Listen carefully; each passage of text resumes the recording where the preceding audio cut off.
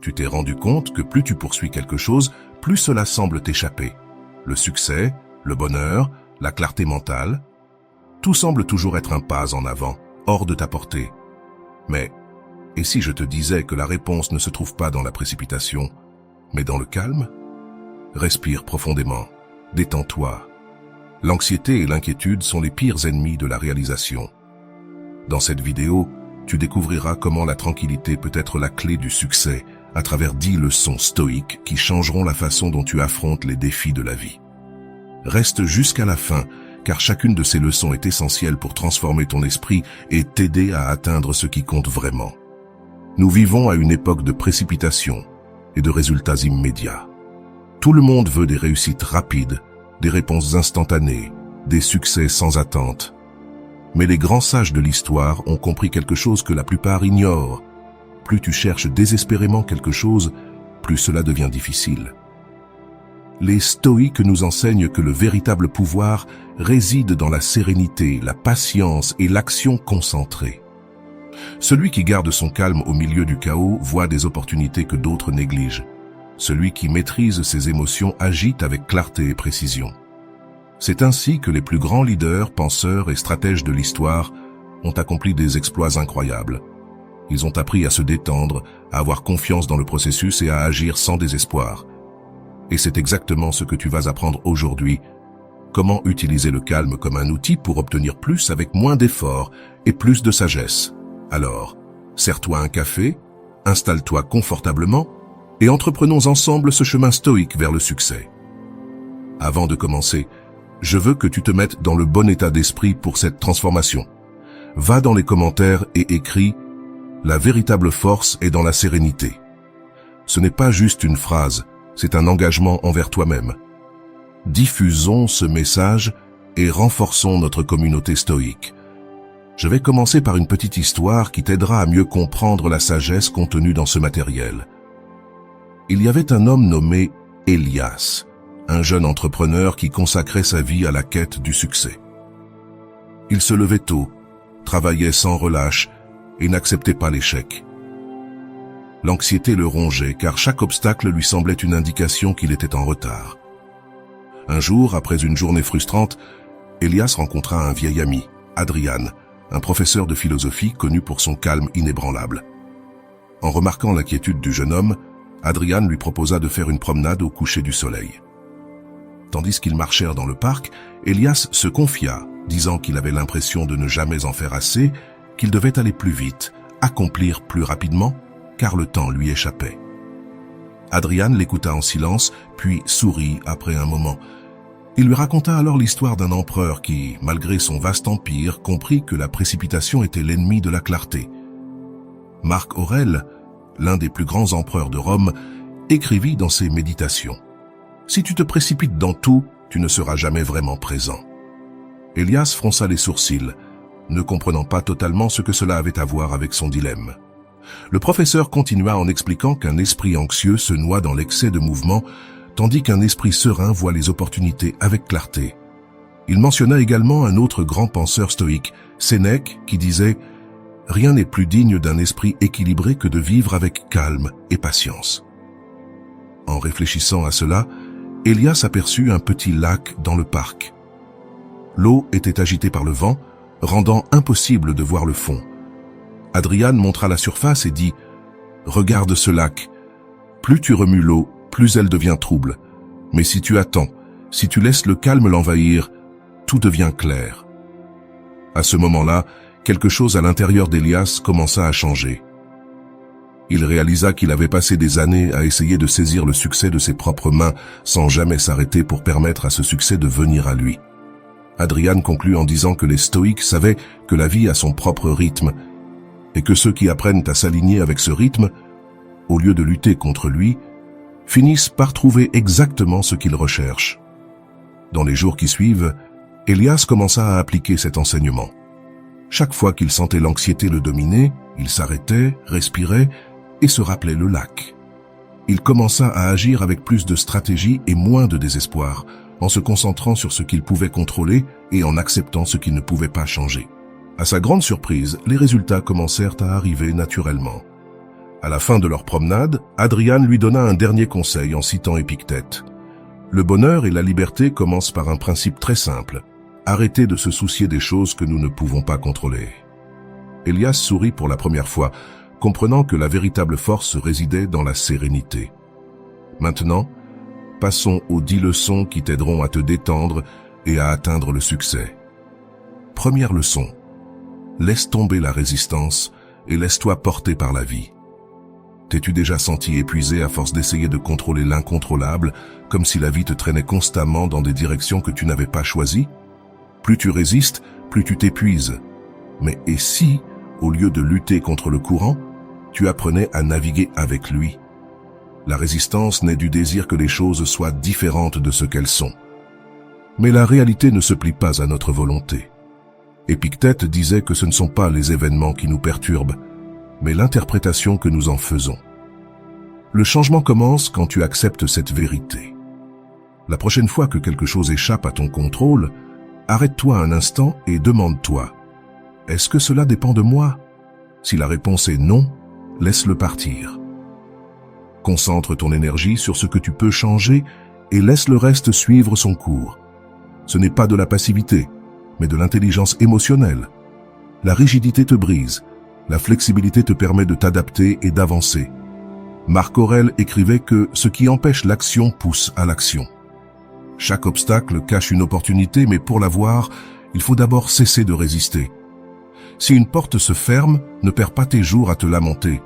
Regarde autour de toi. Une autre porte est peut-être déjà ouverte, attendant que tu la franchisses. Mais pour le réaliser, tu dois être présent, pas enfermé dans la frustration de ce qui n'a pas été. Accepter ne signifie pas capituler, mais comprendre que chaque situation a son propre rythme. Ceux qui apprennent à se laisser porter par la vie, au lieu de lutter contre elle, trouvent un chemin plus léger et plus sage. Alors, la prochaine fois que tu sentiras que tu t'épuises à te battre contre la réalité, rappelle-toi, détends-toi, observe et avance, car la véritable force ne réside pas dans la résistance, mais dans l'adaptation. Deuxième leçon, calme ton esprit avant d'agir. As-tu déjà pris une décision dans l'instant pour ensuite t'en vouloir d'avoir agi sans réfléchir? La précipitation et l'impulsivité sont des ennemis de la clarté. Un esprit agité déforme la réalité et nous pousse à faire des choix précipités. Mais et si tu apprenais à calmer ton esprit avant d'agir? Les stoïques savaient que la précipitation était un piège. Marc Aurèle écrivait que la colère, la peur et l'anxiété n'existent que parce que nous permettons à nos émotions de gouverner nos actions. Si nous voulons agir avec sagesse, nous devons d'abord faire taire le chaos intérieur. La prochaine fois que tu ressentiras le besoin de réagir immédiatement, prends une grande inspiration. Compte jusqu'à 3. Cela peut sembler trop simple, mais cela fonctionne. Cet instant de pause entre le stimulus et la réponse donne à ton esprit l'opportunité de sortir du mode automatique et de reprendre le contrôle. Une autre technique efficace est l'observation. Au lieu d'agir sur un coup de tête, demande-toi: que suis-je en train de ressentir? Est-ce que cela déforme ma perception? Rien que reconnaître l'émotion suffit à en diminuer l'impact et à t'aider à penser plus clairement. La pratique du silence est aussi un outil puissant. Toute provocation ne nécessite pas une réponse immédiate.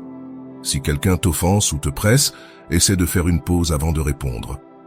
Parfois, ne pas réagir suffit à désamorcer un problème avant même qu'il n'éclate. De plus, lorsque tu fais face à une situation difficile, demande-toi: cette décision doit-elle être prise maintenant? Si la réponse est non, attends. Le temps est un grand allié de la sagesse. Ce qui semble urgent aujourd'hui pourrait ne plus avoir d'importance demain. Le calme n'est pas de la passivité, c'est une stratégie. Lorsque tu apprends à calmer ton esprit avant d'agir, tes décisions deviennent plus judicieuses, ta vie s'équilibre et tu évites des regrets inutiles. Applique-le dans ta vie quotidienne. Avant de répondre, avant de décider, avant de réagir, arrête-toi, respire, réfléchis, puis agis avec sagesse. Troisième leçon. Accepte le flux naturel de la vie. La vie ne suit jamais un scénario parfait. Les choses changent, les plans échouent et l'imprévu survient toujours. Plus tu t'opposes à cela, plus tu crées de la souffrance. Mais et si, au lieu de lutter contre l'inévitable, tu apprenais à accepter le flux naturel de la vie? Les stoïques comprenaient que la réalité ne s'adapte pas à nos désirs. Marc Aurèle écrivait « Nous ne devons pas seulement accepter notre destin, mais l'aimer ». Cela signifie voir chaque événement non comme un obstacle, mais comme une partie essentielle du chemin. Lorsque quelque chose sort de ton contrôle, au lieu de te plaindre ou de te désespérer, demande-toi comment tu peux t'adapter à cela. Toute transformation apporte une opportunité, mais seul celui qui est attentif peut la voir. Une autre pratique clé est de lâcher l'illusion que tout doit se dérouler exactement comme tu l'as planifié. Si un plan échoue, cela ne signifie pas que la vie est contre toi, c'est simplement que le chemin sera différent. Ajuste la route, mais continue d'avancer. Accepter le flux de la vie implique également de faire confiance au temps. Tout ne se passe pas au moment où tu le souhaites, mais quand cela doit arriver. Sénèque disait que parfois, ne pas obtenir ce que l'on veut est un coup de chance. Ce qui semble aujourd'hui une perte peut être en réalité la porte qui te mènera vers quelque chose de mieux demain. Cela n'est pas de la passivité, mais de la sagesse. Tu continues d'agir, tu continues de donner le meilleur de toi-même, mais sans t'attacher à un seul résultat. Lorsque tu cesses de résister et apprends à fluer avec la vie, tu trouves plus de paix, plus de clarté et plus de force pour affronter n'importe quelle situation. Ainsi, lorsque tu fais face à l'inattendu, au changement ou à ce que tu ne peux pas contrôler, demande-toi comment tu peux transformer cela en apprentissage. Car la vie suivra toujours son propre cours, et la véritable sagesse réside dans l'apprentissage de la navigation avec elle. La quatrième leçon, moins d'attente, plus d'action. La frustration naît de la différence entre ce que nous attendons et ce qui se passe réellement. Nous créons des scénarios dans notre esprit, anticipons des résultats et nous y accrochons. Mais lorsque la réalité ne correspond pas à nos attentes, nous ressentons déception, colère et même démotivation. Les stoïciens nous enseignent que, au lieu de dépenser de l'énergie à imaginer, nous devons nous concentrer sur ce que nous pouvons faire. Sénèque disait que nous souffrons plus dans notre imagination que dans la réalité. Souvent, nous nous tourmentons à propos de ce qui pourrait arriver, oubliant que le seul contrôle réel que nous avons est sur nos propres actions. La première application pratique de cette idée est simple. Cesse d'attendre une reconnaissance externe. Si tu fais quelque chose en attendant des éloges, de l'approbation ou une récompense, tu mets ton bonheur entre les mains des autres. À la place, concentre-toi sur le processus. Fais ce que tu as à faire parce que c'est la bonne chose à faire, parce que cela te renforce, parce que c'est une partie de ta croissance. Une autre façon de réduire les attentes et d'augmenter l'action est de cesser d'attendre que les autres agissent comme tu le veux. Chaque personne a sa propre vision du monde, ses propres défis et ses propres limites. Créer des attentes rigides sur la façon dont les autres devraient se comporter mène seulement à la déception. Lorsque tu apprends à accepter les gens tels qu'ils sont, sans tenter de les contrôler, tu vis avec plus de légèreté et moins de frustration au quotidien. Change l'espoir que quelque chose se passe en « qu'est-ce que je peux faire pour être prêt à tout résultat ?» Ainsi, au lieu de simplement souhaiter que quelque chose se passe bien, tu construiras une base solide pour que, quoi qu'il arrive, tu sois prêt à avancer. Moins d'attente signifie moins de souffrance et plus de clarté. Plus tu te préoccupes du présent, et moins tu t'inquiètes pour l'avenir, plus tu seras préparé à affronter n'importe quel dénouement. Ainsi, concentre-toi sur ce que tu peux faire, cesse d'attendre que quelque chose change, et commence à agir pour que le changement se produise. Cinquième leçon, le silence est une arme puissante. Le silence a plus de pouvoir que beaucoup de mots. Nous vivons dans un monde où tout le monde veut parler, donner son avis et réagir immédiatement. Mais les stoïciens savaient que celui qui maîtrise le silence se maîtrise lui-même. Toutes les provocations ne nécessitent pas une réponse. Tout conflit ne demande pas plus de paroles. Parfois, la plus grande force réside dans le fait de rester silencieux. Épictète disait que nous avons 2 oreilles et une bouche pour écouter davantage et parler moins. Car dans la plupart des cas, la précipitation à répondre nous conduit à commettre des erreurs, à nous repentir et à nous épuiser inutilement. La première application pratique de cette idée est simple. Apprends à faire une pause avant de répondre. Si quelqu'un te provoque ou te défie, ne réagis pas impulsivement. Respire, compte jusqu'à 3 et demande-toi, Ma réponse va-t-elle vraiment apporter quelque chose ou alimentera-t-elle simplement le conflit? Souvent, le silence résout un problème avant même qu'il n'éclate. Une autre pratique puissante consiste à écouter plus que de parler. Lorsque tu es en conversation, observe combien de fois tu ressens le besoin d'interrompre, de corriger ou de donner ton avis. Essaie simplement d'écouter. Cela évite non seulement les malentendus, mais cela te donne aussi plus d'informations avant de décider comment agir.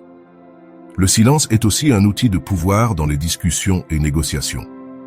Celui qui parle trop révèle ses faiblesses, tandis que celui qui apprend à utiliser les pauses et à ne pas dire tout ce qu'il pense a plus de contrôle sur n'importe quelle situation. Et enfin, souviens-toi qu'il n'est pas toujours nécessaire de te justifier. Si quelqu'un ne comprend pas ta décision ou remet en question tes choix, tu n'as pas à tout expliquer. Parfois, le silence est la meilleure réponse.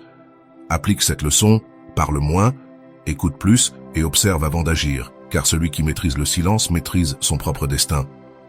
6e leçon. Accepte le mal-être et grandis avec lui. La plupart des gens évitent le mal-être à tout prix. Nous recherchons le chemin le plus facile, fuyons les difficultés et nous plaignons lorsque quelque chose nous sort de notre zone de confort. Mais les stoïciens savaient que la véritable croissance se produit précisément dans l'inconfort. Plus tu te résistes aux défis, plus tu deviens faible.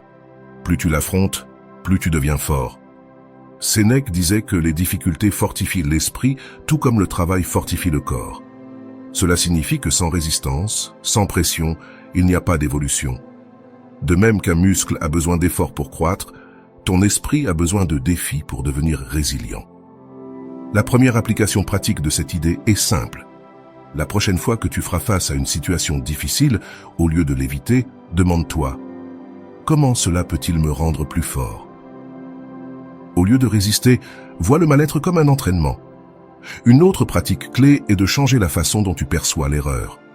Si quelque chose ne se passe pas comme prévu, ne le vois pas comme un échec, mais comme un apprentissage.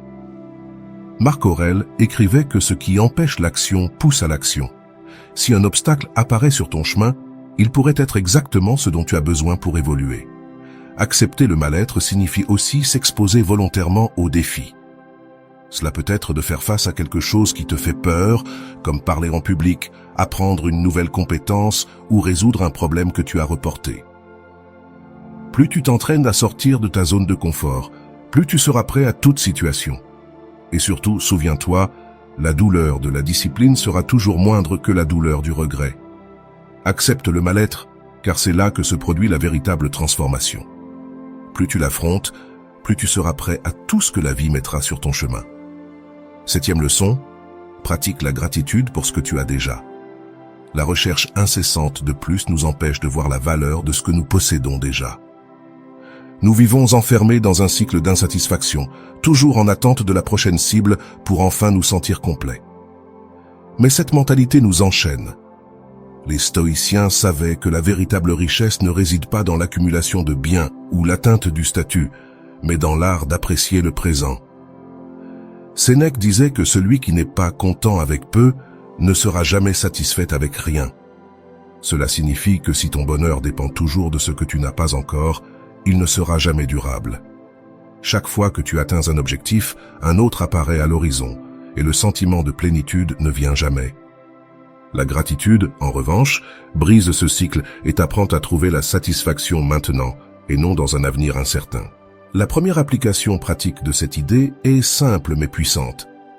Chaque jour, au réveil ou avant de t'endormir, pense à 3 choses pour lesquelles tu es reconnaissant.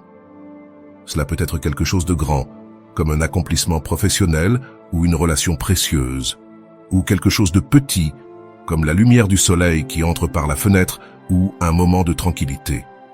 Lorsque tu entraînes ton esprit à reconnaître ce que tu as déjà, tu commences à réaliser qu'il y a bien plus de raisons de remercier que ce que tu imaginais. Une autre pratique fondamentale consiste à exprimer activement ta gratitude.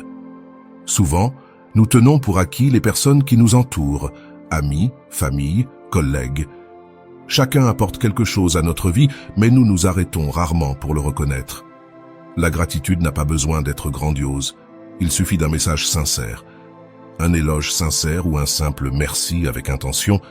Lorsque nous exprimons notre appréciation, renforce nos liens et crée un environnement plus positif. Il est également essentiel de changer notre perspective, passant de la rareté à l'abondance. Plutôt que de te concentrer sur ce qui te manque, observe ce que tu as déjà. Lorsque tu sens que quelque chose ne suffit pas, arrête-toi et réfléchis. Si je perdais cela aujourd'hui, me rendrais-je compte de sa valeur? Souvent, nous n'apprécions quelque chose que lorsqu'il nous manque. La gratitude nous apprend à valoriser avant qu'il ne soit trop tard. Les stoïciens pratiquaient la visualisation négative, une technique qui consiste à imaginer la perte de ce que nous valorisons le plus. Cela peut sembler pessimiste, mais c'est en réalité un exercice qui approfondit notre appréciation pour ce que nous avons. Lorsque tu imagines ta vie sans quelque chose d'essentiel, que ce soit ta santé, ton travail ou un être cher, tu commences à en percevoir l'importance dans le présent. Cet exercice ne cherche pas à engendrer la peur, mais à renforcer la prise de conscience que rien n'est garanti et, par conséquent, doit être apprécié tant que nous l'avons. Enfin, il est crucial d'apprendre à être reconnaissant même pour les défis. Marc Aurèle écrivait que l'obstacle est le chemin. Tout ce que nous affrontons nous enseigne quelque chose, nous renforce et nous façonne pour l'avenir. Plutôt que de te demander « Pourquoi cela m'est-il arrivé ?» Zreniya, essaie de te demander « Que puis-je apprendre de cela ?» La gratitude pour l'apprentissage transforme les difficultés en croissance. Le bonheur ne réside pas dans ce qui manque encore, mais dans la manière dont tu perçois ce que tu as déjà. Pratique la gratitude quotidiennement, apprécie les petits détails, reconnais ce qui est bon autour de toi et observe comment ta perception de la vie change. Plus tu es reconnaissant, plus tu te rends compte que tu possèdes déjà tout ce qu'il te faut pour être heureux. Réduis le bruit et concentre-toi sur l'essentiel. Nous vivons entourés de distractions. Nous sommes constamment bombardés par des notifications, des informations inutiles et des pressions extérieures qui nous éloignent de ce qui compte réellement. Les stoïciens savaient que la clarté mentale est essentielle pour une vie équilibrée et productive. Plus tu laisses de bruit dans ta vie, plus il devient difficile de voir ce qui est vraiment important. Sénèque disait que « la vie est courte, mais elle devient suffisamment longue pour celui qui sait en faire bon usage ». Cependant, la plupart des gens gaspillent leur temps et leur énergie dans des choses qui n'apportent pas de valeur. Ils travaillent sans but, consomment du contenu non pertinent et se préoccupent de l'opinion des autres. Mais que se passerait-il si tu apprenais à réduire ce bruit et à te concentrer sur ce qui compte vraiment? La première application pratique de cette idée est d'éliminer les distractions inutiles. Demande-toi, est-ce que cela contribue à ma croissance ou est-ce que cela ne fait que combler un vide? Les réseaux sociaux, les nouvelles alarmistes et les discussions futiles volent ton attention et t'éloignent de tes objectifs. Commence par établir des limites. Définis des horaires spécifiques pour utiliser ton téléphone, silence les notifications et apprends à différencier ce qui mérite ton attention de ce qui n'est que du bruit. Une autre pratique essentielle est de simplifier ta routine. Plus ta vie est compliquée, plus il sera difficile de rester concentré. Fais une liste de 3 priorités quotidiennes et concentre-toi sur elles avant de t'inquiéter de toute autre chose. Demande-toi, qu'est-ce qui est réellement nécessaire aujourd'hui? Qu'est-ce qui draine mon énergie inutilement? En réduisant l'excès, tu libères de l'espace pour ce qui compte vraiment. Prête attention aux personnes qui t'entourent. Si tu es entouré de personnes négatives qui ne cessent de se plaindre et qui drainent ton énergie, réfléchis à tes liens avec elles. Épictète disait que nous devons choisir nos compagnons avec sagesse, car ils influencent directement notre mentalité et notre comportement. Si une conversation ne t'apporte rien, éloigne-toi. Si une relation apporte plus de bruit que de croissance, établis des limites. Une autre manière puissante de réduire le bruit est de pratiquer le silence. Nous ressentons souvent le besoin de donner notre avis, de nous justifier et de réagir à tout, mais le silence nous apprend à observer avec plus de clarté. Lorsque tu parles moins et écoutes davantage, tu évites des discussions inutiles et tu deviens plus stratégique dans tes réponses. Avant d'entrer dans un débat, demande-toi, cela doit-il vraiment être dit? Si la réponse est non, garde ton énergie. Et enfin, apprends à dire non. Toutes les opportunités ne méritent pas ton temps. Tous les engagements ne doivent pas être acceptés. Chaque oui donné à quelque chose sans importance est un non à ce qui fait réellement la différence. Lorsque tu apprends à protéger ton attention, ta productivité augmente et ton esprit devient plus calme. Réduire le bruit et se concentrer sur l'essentiel n'est pas simplement une décision, c'est une stratégie pour mieux vivre. En éliminant les excès, en définissant des priorités et en établissant des limites, tu deviens plus efficace, plus présent et plus aligné avec ce qui compte vraiment. La prochaine fois que tu sentiras être submergé par l'information et les distractions, arrête-toi, respire et demande-toi ce qui est essentiel. Utilise la respiration comme ancrage. Un esprit agité nous pousse à prendre des décisions impulsives, à ressentir de l'anxiété et à nous épuiser émotionnellement. En période de stress, nous cherchons des solutions externes, mais en réalité, le contrôle réside déjà en nous. Les stoïciens savaient qu'un esprit équilibré naît de la maîtrise de soi, et la respiration est l'un des outils les plus puissants pour y parvenir. Lorsque nous apprenons à l'utiliser comme ancrage, nous gagnons en clarté, en contrôle et en sérénité. Épictète disait que nous ne contrôlons pas les événements, mais nous contrôlons comment nous réagissons à eux. Et comment réagissons-nous? Avec précipitation, peur, impulsivité. Mais avant toute réaction, il y a un instant de choix. Si nous parvenons à calmer notre respiration à ce moment-là, nous pouvons aussi calmer nos actions. La première application pratique de cette idée est simple. Chaque fois que tu te sens anxieux ou sous pression, arrête-toi et respire profondément. Inspire par le nez pendant 4 secondes, maintiens l'air pendant 4 secondes et expire lentement par la bouche pendant 6 secondes. Cela réduit ton rythme cardiaque et envoie un signal à ton cerveau que tu es en contrôle. Une autre pratique essentielle est d'utiliser la respiration avant de prendre des décisions importantes. Si tu fais face à une situation difficile ou si tu sens que tu vas réagir impulsivement, fais 3 respirations profondes avant de répondre. Ce bref moment te sort du mode automatique et te permet d'évaluer la situation avec plus de clarté. La respiration peut aussi améliorer ta concentration. Si tu te sens dispersé ou accablé, concentre-toi sur ta respiration pendant 1 minute avant de reprendre ta tâche. Ferme les yeux, observe l'air entrant et sortant et ressens comme ton esprit se calme. Lorsque tu reviendras à ce que tu faisais, tu constateras que tu as plus de concentration et d'efficacité. Une autre façon puissante d'appliquer cette pratique est en cas de tension, comme lors de discussions ou de défis imprévus. Si tu sens que ta patience est mise à l'épreuve, au lieu de réagir immédiatement, respire profondément. Cela peut éviter des conflits inutiles et t'aider à agir de manière plus stratégique. Mais la respiration ne nous calme pas seulement, elle nous renforce. Les stoïciens pratiquaient des exercices pour résister à l'inconfort, et l'une des façons les plus efficaces de faire face à des situations difficiles est d'entraîner la respiration sous pression. Lorsque tu traverses un moment difficile, rappelle-toi que tu ne contrôles peut-être pas ce qui se passe, mais tu peux contrôler ta respiration. Utiliser la respiration comme ancrage signifie avoir un outil toujours disponible pour maintenir l'équilibre, peu importe les circonstances. Ainsi, la prochaine fois que tu sentiras que tu perds le contrôle, avant de réagir, fais une pause, respire et prends une décision. Tu découvriras que la différence entre agir par impulsion et agir avec sagesse réside dans ce petit instant de conscience. Enfin, confie-toi au temps et au processus. Nous vivons dans une époque où l'on recherche la rapidité. Nous voulons des résultats immédiats, des changements rapides et des réponses instantanées. Mais les stoïciens savaient que tout a son moment. Plus nous devenons impatients, plus nous accumulons d'anxiété et de frustration.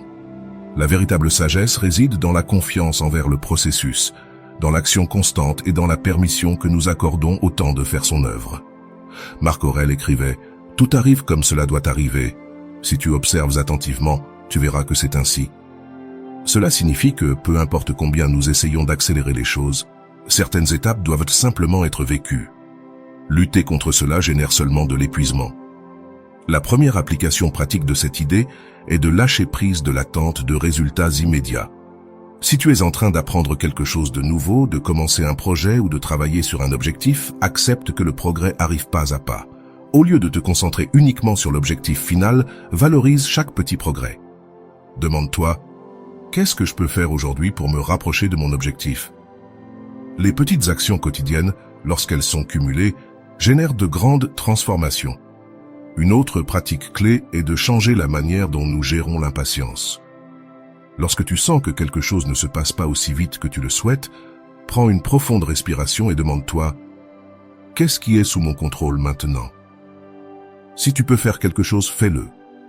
Si ce n'est pas le cas, accepte la situation et continue d'avancer. L'anxiété liée au futur ne fait que te voler de l'énergie dans le présent. Faire confiance au temps, c'est aussi accepter que les choses ne se passent pas toujours comme prévu. Sénèque disait que le destin guide celui qui l'accepte et entraîne celui qui résiste. Cela ne veut pas dire rester les bras croisés, mais comprendre que certaines portes se ferment pour que d'autres puissent s'ouvrir. Lorsque quelque chose ne se passe pas comme tu l'avais espéré, au lieu de te désespérer, demande-toi « Que puis-je apprendre de cela ?» Bien souvent, ce qui semble être un retard est en réalité un réajustement nécessaire.